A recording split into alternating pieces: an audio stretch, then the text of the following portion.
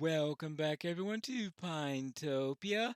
During the last couple episodes, I was talking about building a village in a swamp way, way down to the south and leaving this area for the time being. After a bit of thought since then, I've decided to dump that idea, and instead I will confine my building for the season within this 20 map area. Therefore, anything I build is going to be within this area somewhere. So what will I be building? I'll be building a temple right here. This is reasonably close to the village, and I'll be building it here in a two-chunk area right over here. And in order to make this a little bit more interesting, I'm going to be building it as an ellipse with a dome on top of it, which is something that I have never attempted to do before. Most of my buildings, of course, have been rectangular. Occasionally, I might have done something hexagonal or octagonal, and I was experimenting with circles during the Wilstopia season. And I'm thinking that a nice little temple here that's two chunks long in an ellipse will be an interesting thing to try. In addition to this, I'll be moving clerics into this place. Actually, I'll take the cleric from this village and one other villager, bring them over here and breed them up so that I could have a nice group of clerics.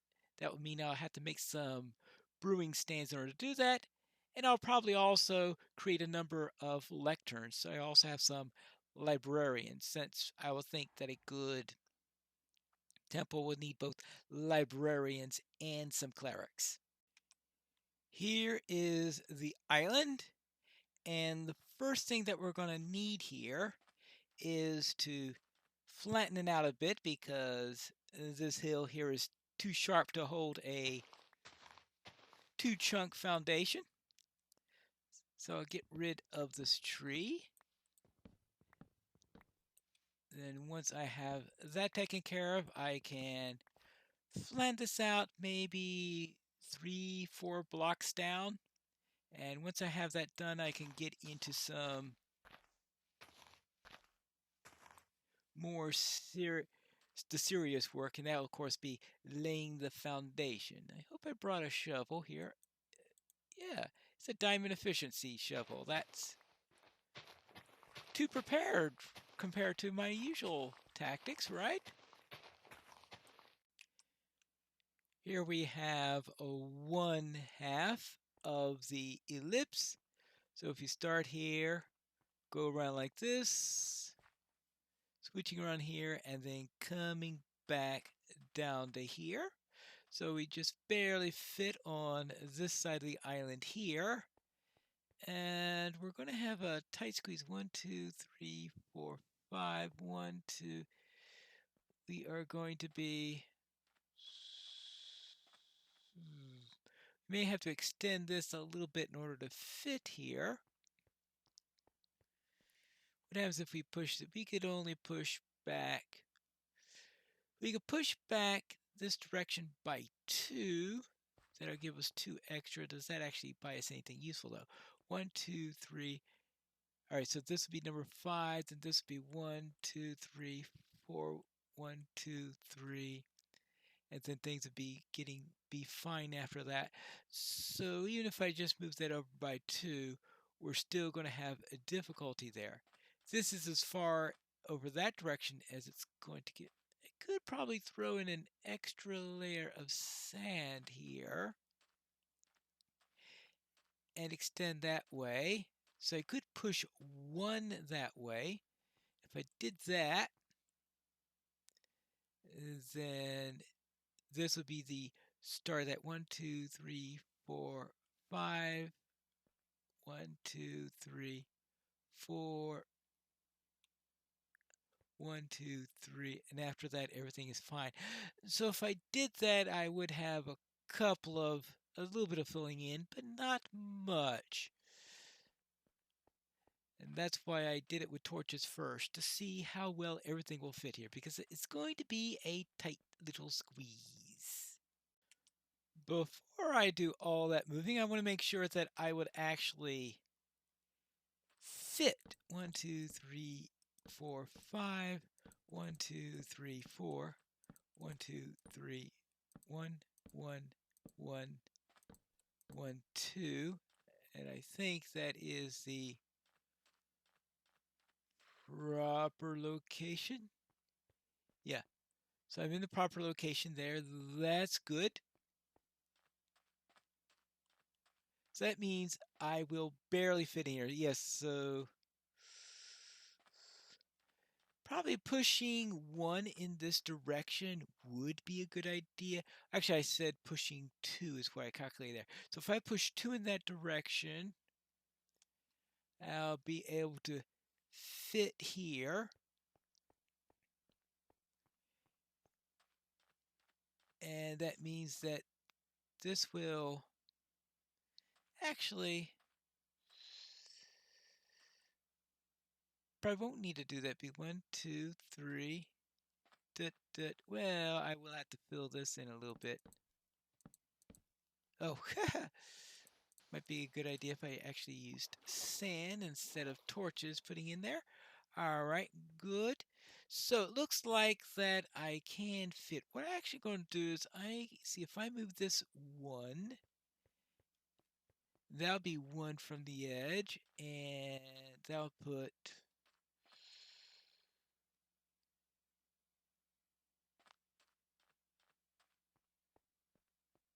actually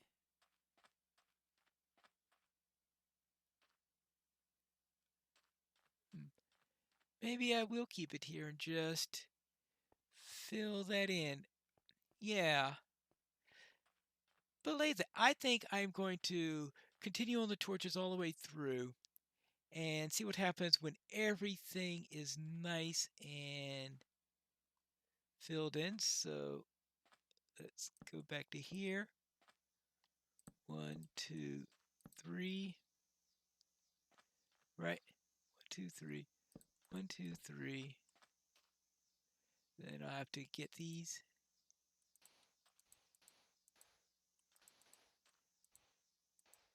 I may substitute some other block for the sand later on because I am going to have to get a little bit of a beach here and all that stuff, but let's see how this works. So I got the 1, 2, 3, 1, 2, 3, 4, and then 1, 2, 3, 4, 5. All right, so everything fits in perfectly. And since I'm going to have to be substituting cobble here eventually for my foundation in any case, then I could just put the cobble there and that will work. I'll just place cobble wherever I have the torches and I will have the foundation for my building here. It fits. It barely, just barely fits. The inevitable question, of course, is what materials will I be using for this build? And I still haven't made the final decision on that, but since this is going to be a water temple, the natural thing that one comes up with would be things such as prismarine and, of course, sea lanterns. Very important things to be using in such a thing. Now, the trouble with those is that would require me to raid a monument.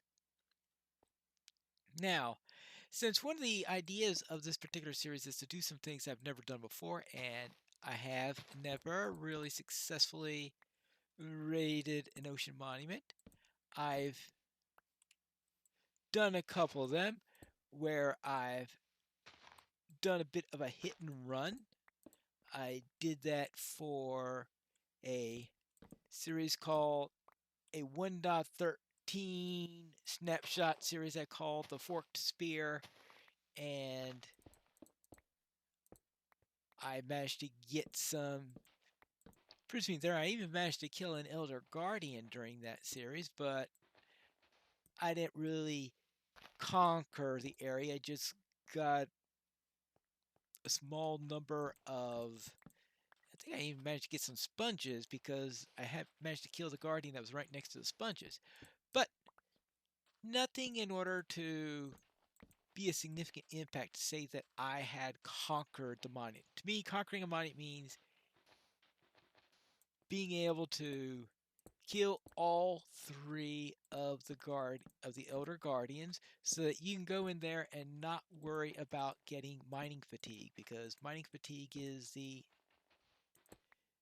biggest thing that keeps you from getting anything in there. And the reason why I haven't been using the shovel much is it's pretty much on its last legs there. So I'm conserving that a bit, and I really should pay attention a little bit more while I'm doing that. There you go. So I figure this would be a good excuse to go and try the ocean monument. Now, if I fail at conquering the ocean monument, which is always a possibility, then I should have a backup plan. And the backup plan naturally will be to get some. All right. Would be to get some coral. Now, I could maybe raid some ruins, some underwater ruins. They occasionally have a small amount of prismarine stuff. And in fact, I will go and look for some of those, but it's not going to give me nearly enough for what I want to do here, obviously, but it might give me enough to get started on a conduit frame. Because for a conduit frame, you need at least 16 prismarine type stuff, and most likely it'll have to be the early parts of raiding the temple that's going to provide that. But if I could get a couple of runes or something like this, it might help me on my way there. And the reason for that is because a conduit is probably, as far as I could tell, the most useful thing you could possibly have in order to raid a monument, since it allows you to breathe underwater when you're within the range of the item in there. And breathing underwater is a really nice thing to be able to do, because you're going to be doing this underwater. Now, normally, of course, you also could try taking potions of water breathing. The only problem with those, though, is that potions of water breathing, not very good contrast there. I'll probably have to replace that also. A potion of water breathing is going to disappear the moment you drink milk. And why would I be drinking milk? To get rid of the mining fatigue. Of course, if you go loop and around in order to get to the Elder Guardian, then you might just be able to fight the Elder Guardian with mining fatigue. And in fact, that was why they give you mining fatigue, so you don't go around mining into the monument and just going directly to the boss that way. There you go. Everything in the middle has now been replaced with either sand or with grass. So that means that I'll be able to really identify where we have the sides at. Now, this will most likely eventually be replaced all with prismarine, but of course, first we're going to need to be able to get to prismarine before we are going to be able to actually do the rest of the build. So that means the walls can't be built yet. I might be able to do a substitute block for now, but usually when you start doing substitute blocks, you at the end go, nah, don't bother. So I'll leave that unbuilt for now. And here we have our foyer, where we're going to be entering into the area. So this isn't going to be part of the ellipse, as you could see. It's just on the side here. We have some doors that'll lead into here and then into the main ellipse, and this is where we'll have our main chamber. As for the flooring, we'll be using polished diorite for the most part. I think it's already time to take down these stairs. Replace this here, and to replace this with polished diorite, this will lead into here. Goody. I think that'll work. It'll come into here, and the question is, what is going to be the layout of this room right here? Because once we know that, then we can know how to do the floor. One of the features that we're going to have is a section where we're going to have an underwater view. And that means taking out the blocks here. And instead of using prismarine for this section, we'll use glass. And since we have all this sand I'll be taking out, I'll have a great source for getting this glass. So I have glass coming down here, and that'll keep out the water, of course, that you'll be able to have this nice view from under the water. And I figure this side, it'll be easier to do that than on, right, because this side you've got that blocking thing, stuff like that. Let me go underwater for each of those and see what their views are like. So I was thinking of, what is the view like here? I think one of the things I need to do is to create a little bit of, create a little bit of coral, maybe use coral for the wall in addition to glass. Glass and coral, since if it's in contact with the water, the coral would be able to stay around without getting killed. That could be part of the decoration here. So that's another place where I'll need to visit, a location with coral on it. But let's see. I think I'll have to get rid of some of this kelp at least, because there's just so much kelp here, you really don't have a good view.